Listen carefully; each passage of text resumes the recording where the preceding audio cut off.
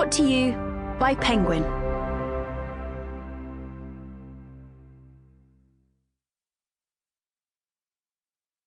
A Merry Mistletoe Wedding. Written by Judy Astley. Read by Julia Franklin. The moral right of the author has been asserted. Chapter 1. August. There are some phrases, Thea considered, that immediately lift the spirits. More cake, and it's my round, being two of them, while others tend to depress the mood every time you hear them.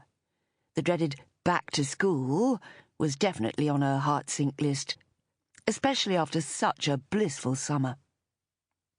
Each year, the phrase, almost always spelled as B-A-K to S-K-O-O-L, turned up the minute the term finished in July, and lurked like a nagging little background downer all through the holidays. Meanwhile, every shop that flogged uniforms cruelly reminded both pupils and teachers that the summer holidays pass far more quickly than the weeks of each term, and that you slack off and avoid the purchase of new grey socks at your peril. Thea was lying in the sun's soft warmth on the pale, dry sand dune at the top of the beach, trying not to think about the next day's long drive back home to London from Cornwall. The last day of her holidays. Last day. For a while, till they could grab a precious weekend, with Sean, was not to be wrecked by thinking ahead to autumn and the onset of winter's inevitable chill. All this glorious beach, pretty much all to ourselves. Isn't it just perfect? Thea leaned on her elbow and turned to look at Sean, who was dozing on a red and white Liverpool FC towel alongside her. He murmured, briefly opening one eye and smiling at her, then returning to his snooze. Thea sat up properly and looked along the sand towards the far side, where the ground started to rise up to the cliff top.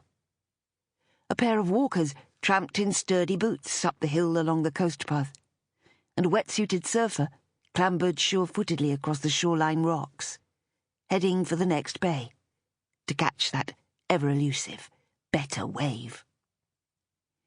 Today, now they were just past the August bank holiday, it felt to Thea as if half the world had vanished overnight. For several weeks, and until only a few days before, this beach below Cove Manor had been a busy, bright encampment of stripy windbreaks and lilos and gaudy towels spread on the sand.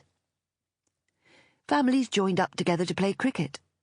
Frisbees were hurled about, and small children dabbled in the rock pools with nets, catching tiny creatures in buckets and racing to show their parents what they'd found. Older children shrieked in the sea, whooshing up the surf on bodyboards and tumbling into the water.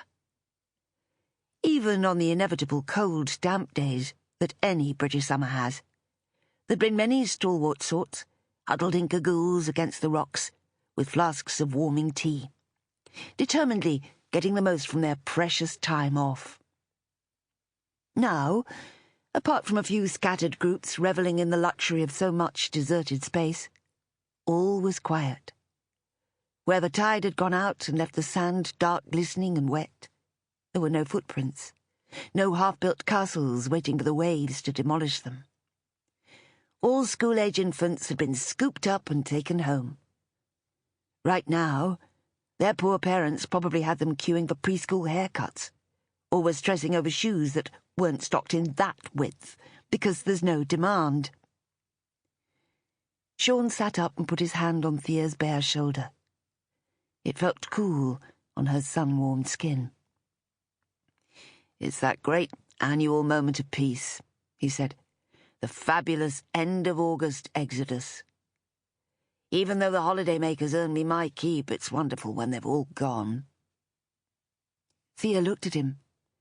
"But soon I'll be gone too. It's back to school time for me as well as the children. I should be there now, really, getting the classroom set up and making a start on the new term's endless admin. So much for avoiding. Sample complete. Ready to continue?